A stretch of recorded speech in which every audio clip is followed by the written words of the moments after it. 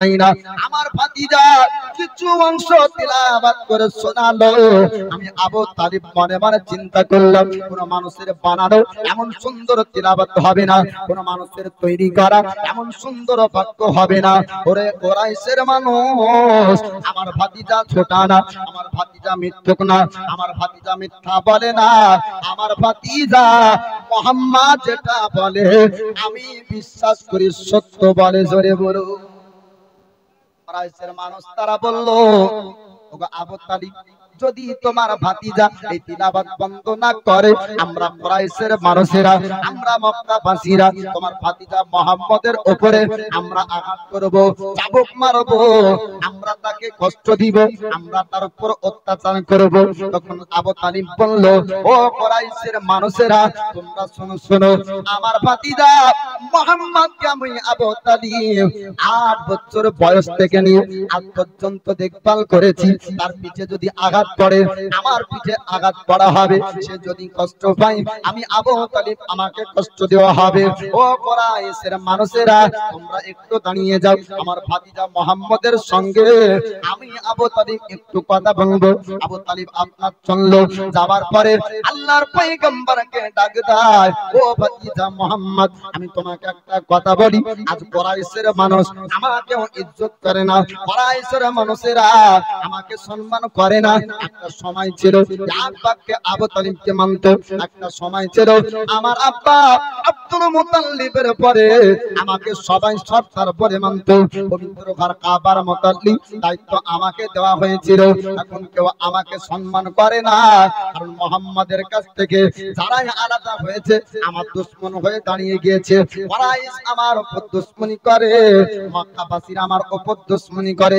ও ভাতিজা মুহাম্মদ, আমি এমন বয়সে পৌঁছে গিয়েছি, আমি তাদের সঙ্গে মোকাবেলা করতে পারবো না, আমি বল্লম ওঠাতে পারবো না, তরবারি মারতে পারবো না, আমি তাদের সঙ্গে যুদ্ধ করতে পারবো না। ও ভাতিজা, এই বয়সে আমার উপর আর তুমি বোঝ দিও না, আমার উপর আর দায়িত্ব দিও না, আমাকে আর কষ্ট দিও না, আমাকে আর চিন্তা দিও না। ভাতিজা, তাদের কথা তুমি গ্রহণ করে নাও, তাদের কথা তুমি মনে নাও। কিছুদিনের জন্য এই প্রচার বন্ধ করতে হবে, এই তিলাওয়াত বন্ধ করতে হবে।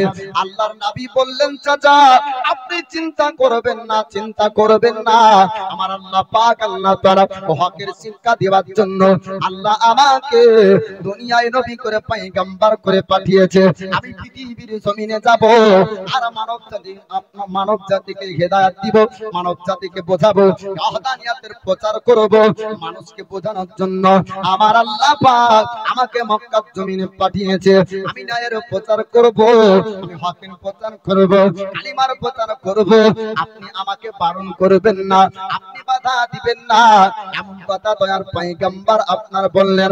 আবু তালিব বললেন, ওগো ভাতিজা, তুমি ইসলামের প্রচার করবে, আমি আবু তালিব আমার জীবন থাকা পর্যন্ত আমি তোমার সঙ্গে। সুবহানাল্লাহ, নারে তাকবীর, নারে রিসালাত, মাসলাকে আলা হযরত, জীবনী বক্তা, নারে তাকবীর। আবু তালিব বললেন, ভাতিজা তুমি এই ইসলামের প্রচার করবে, ওয়াহদানিয়াতের প্রচার করবে, এক আল্লাহর ইবাদত করতে বলবে, হকের শিক্ষা মানুষকে দিবে, আর আমি তোমার সঙ্গে আছি। কুরাইশ দুশমনি যদিও বা করে, তারপরেও করুক, আমি কেউ তোমার সঙ্গে থাকুক বা না থাকুক, আমি তোমার সঙ্গে থাকব। নবুয়তের আপনার 5 সাল, ওই সময়তে এত জুলুম এত অত্যাচার মক্কাবাসীরা করেছিল। মক্কাবাসীরা তারা আপনার দেখলো মুহাম্মদকে বারণ করা সত্ত্বেও ইসলামের প্রচার বন্ধ করলো না। মুহাম্মদের উপরে জুলুম করতে হবে, অত্যাচার করতে হবে। কাফিররা তারা চিন্তা ভাবনা করলো, আর পুরো মক্কাবাসীদেরকে ডাক দিল, ও মক্কাবাসীরা, ও সরদারেরা, তোমরা শোনো শোনো, যদি মুহাম্মদের ইসলাম প্রচার বন্ধ না করতে পারো তবে বাপদাদার ধর্ম থাকবে না। বলে প্রচার কেমন করে বন্ধ করা যায়? বলে মুহাম্মাদের কাছে যারা যাবে তাদের উপর অত্যাচার করতে হবে, তাদেরকে বাধা দিতে হবে, তাদেরকে চাবুকের আঘাত করতে হবে। গরিবের সাহাবীদের উপর চাবুকের আঘাত যখন করে আল্লাহর পয়গম্বরের কাছে ওই গরিব সাহাবীরা যাওয়ার পরে বলে হুজুর আমরা রাস্তায় আপনার কাছে আসি, তারা চাবুকের আঘাত করে। ইয়া রাসূলুল্লাহ, ইয়া হাবিবাল্লাহ, ওগো আল্লাহর পয়গম্বর আমরা আপনার কাছে আসতে পারি না। সাহাবীরা আপনার ঝঞ্ঝার করে কান্না করে। আল্লাহর পয়গম্বর আপনার বললেন ওগো আমার সাহাবীরা তোমরা সবর করো, নিশ্চয় অবশ্যই সবরকারীর সঙ্গে আল্লাহ আছেন। জোরে বলুন সুবহানাল্লাহ। আমার আল্লাহ পাক যারা সবর করবে আল্লাহ পাক সবরকারীর সঙ্গে আপনার থাকবে। আর বর্তমান সময়ে আমাদের উপর যদি অত্যাচার হয় আমরা সবরের সঙ্গে মোকাবেলা করব।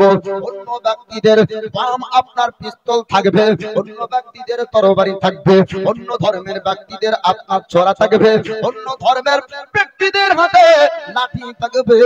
মুসলমানদের মধ্যে মুসলমানদের কাছে সব থেকে বড় হাতিয়ার হলো আল্লাহর সবর। সবর করবে আমার আল্লাহ সবরকারীর সঙ্গে আছে। আর আল্লাহ যার সাথে থাকে তো তরবারির শক্তি বেশি না তার প্রতিপালক রব তার সাথে থাকবে তার শক্তি বেশি হবে? তারই শক্তি বেশি হবে না? তা আমাদের বড় হাতিয়ারের নাম কি বলেন তো? হসক ঘোলাবার রাস্তাতে বলিয়েন না যে আমাদের বড় অস্ত্রের নাম হলো বোমা, তুলিকে আগে ধর, পরে অন্য জায়গাতে তদন্ত করবি, আগে তাকে গ্রেফতার কর, বোমার খবর মনে হয় ই জানে। আর রাস্তাঘাটে যদি বলে এই তোদের বড় অস্ত্রের নাম কি বল, বলে আমাদের বড় অস্ত্রের নাম হচ্ছে সবুর, মারবো ঠাস করে চড়, চড় মেরে দেন না, সবুর করবো, চড়ার বিচার ঠিক পেয়ে যাবে, তোর হাত কাঁপবে দিকে নারে মারা যাবে না, মনে হয় হাতে ক্যান্সার হতে পারে। সবরকারীকে ভয় করবে বাপ, কারণ আল্লাহর উপরে বিচার দিয়ে দেন, আল্লাহ উপযুক্ত শাস্তি তাকে দিবে। সবরকারীর সঙ্গে আল্লাহ আছে। সাহাবেরা সঙ্গে বললেন হুজুর আমরা শ্রবণ করতে চাই, আমরা শ্রবণ করব, তবে এমন পরিমাণ তারা কষ্ট যায়, এমন অত্যাচার তারা করে মানুষ সহ্য করতে পারে না। আপনার একজন সাহাবে রাসূল তিনি আপনার আসলেন, নাম তার খাব্বার, তিনি আপনার বললেন আমাকে এতটা অত্যাচার তারা আপনার করেছিল, জ্বলন্ত কয়লার আগুনে ওই সাহাবীকে আপনার ফেলে দেয়, আপনার পিঠ পর্যন্ত তার ঝলসে যায়, পিঠ পর্যন্ত পড়ে যায়, এমন আঘাত আপনার করেছিল। ওই সাহাবী আপনার কাঁদতে কাঁদতে আসার পরে বলে হুজুর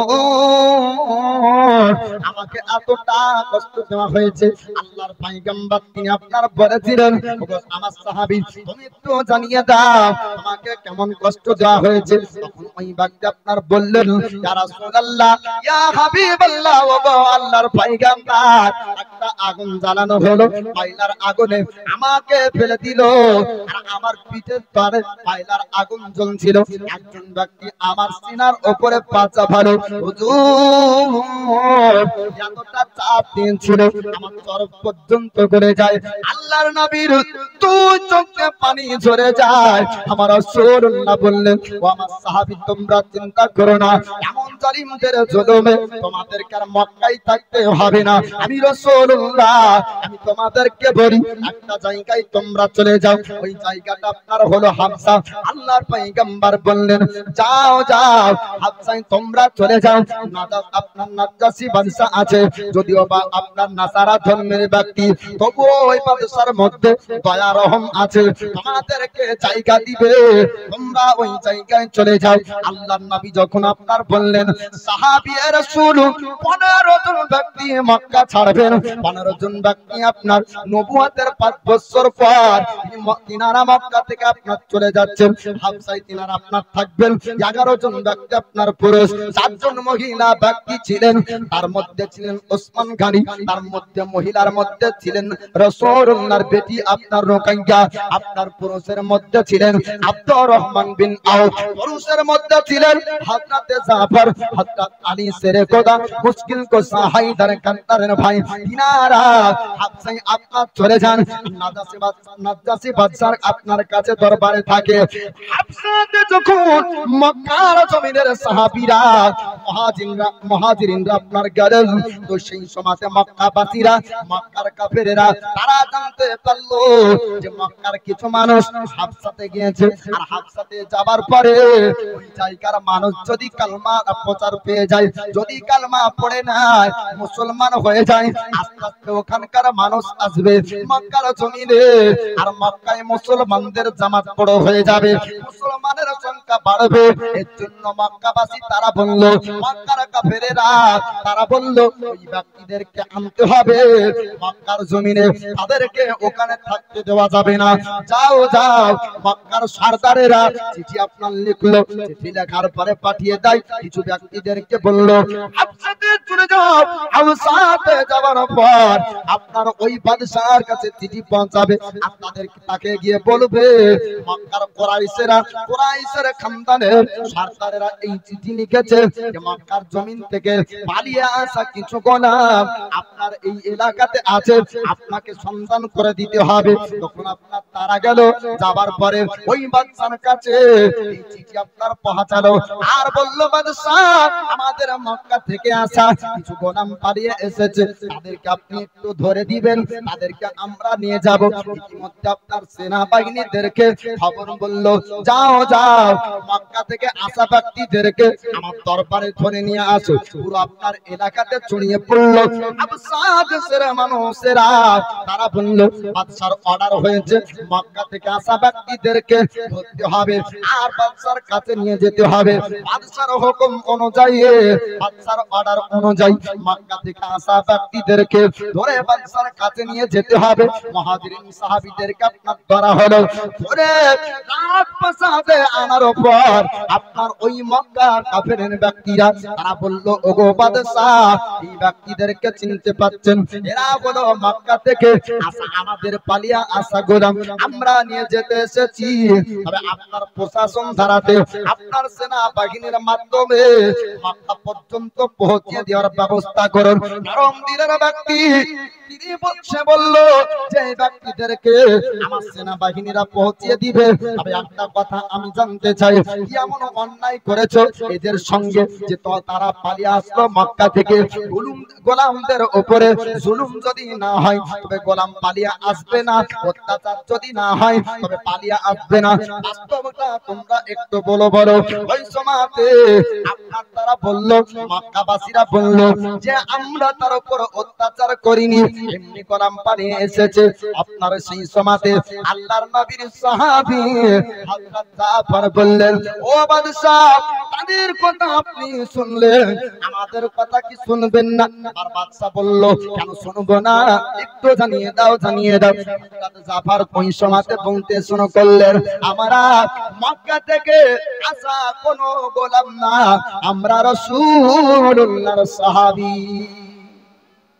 আমরা কারো গোলাম না, আমরা হলাম দয়ার নবীর সাহাবী। বলে কেন তোমরা পালিয়ে এসেছো বলো? বলে কি বলবো বাদশা, আমাদের দয়ার নবীর কালেমা পড়েছি, মুসলমান হয়েছি, আমাদের উপর অত্যাচার হয়, আমাদেরকে চাবুক দিয়ে মারা হয়, আগুনের আঙ্গারে আমাদেরকে ফেলা হয়, আমাদের উপরে এমন অত্যাচার